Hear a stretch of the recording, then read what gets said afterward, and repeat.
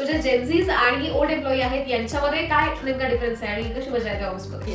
हे तर आहे. म्हणजे लाईक मी असं म्हणेन की जर आता जेनझीज जे आहे त्याच्यामधून मी 100% मधून म्हणेन की 30 to 40% आहे जेन्युइन आणि जे टॅलेंटेड पण. लाईक जेनझीजचं असं आहे की त्यांना खूप आपण हे आता सध्या खूप ट्रेंडिंग चालू की नाही वर्क नाही करत, हे नाही करत. पण ॲट द सेम टाइम असे आहेत की जे खूप टॅलेंटेड आहेत. लाईक आता एआयचा यूज खूप चांगला माहिती आहे जेनझीजला. त्याच्यानंतर जसं व्हिडिओ एडिटिंगमध्ये, डिजिटल मार्केटिंगमध्ये आणि मोस्टली त्यांना इंस्टाग्राममध्ये ते खूप ॲक्टिव्ह आहेत. कारण सगळ्या सोशल मीडियावर मोस्टली जेनझीज आहेत. लाईक आता इंस्टाग्राम आहे, ट्विटर आहे किंवा जे पण सोशल मीडिया ॲप्लिकेशन्स आहेत ते त्यांना यूज चांगला करता येतो. पण ॲट द सेम टाइम मला असं वाटतं की एक कॉन्सन्ट्रेशनची थोडी कमी आहे. लाईक तू इथे आता एखादा जॉब त्यांनी जॉईन केला आणि तिथे ते फोकस एकाच ठिकाणी नाही करू शकत. लाईक ऑफिसमध्ये आहे पण मग माइंड दुसरीकडे, नंतर इकडे दुसरं काहीतरी चालू आहे, मग बाहेर जायचंय, फिरायला जायचं, ही गोष्ट करायची, ते गोष्ट. आणि त्यांचं असं की त्यांना त्या सर्टन एजमध्ये सगळ्या गोष्टी करायच्या आहेत ज्या की एखाद्या दुसरे बघणार जसं की 97, 96च्या आधी जे बॉर्न आहेत त्यांचं तुम्ही बघाल तर तुला असं वाटेल त्यांचं की नाही त्यांनी एक प्रत्येक गोष्टीला सर्टन वेळ दिलाय की जॉबसाठी थोडा 2 वर्ष दिले, मग ते शिकून घेतलं, मग नंतर थोडं ही वर्क लाईफ बॅलन्स पण केली आणि दुसरं पर्सनल लाईफ पण बॅलन्स केली. त्यांचं असं की यांना सगळं एकसाथ करायचं. म्हणजे मला ॲट द सेम टाइम मला फिरायला पण जायचंय, मग मला ऑफिस पण करायचं, मला इन्क्रीमेंट पण पाहिजे.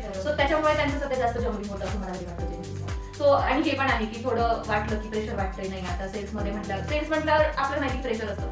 सो सेल्समध्ये एखाद्याने जॉईन केलं आणि मॅनेजरनी काही विचारलं लाईक कॉल्स नाही होते किंवा विजिट्स नाही किंवा हे नाही आहे, तर त्या केसमध्ये त्यांचं मोस्टली असं होतं की नाही मे बी मला खूप प्रेशर येत आहे आणि माझ्याकडून नाही होतं आणि हा रोल माझ्यासाठी नाही आणि ते मी बघतो असं होतं मी पाहिजे.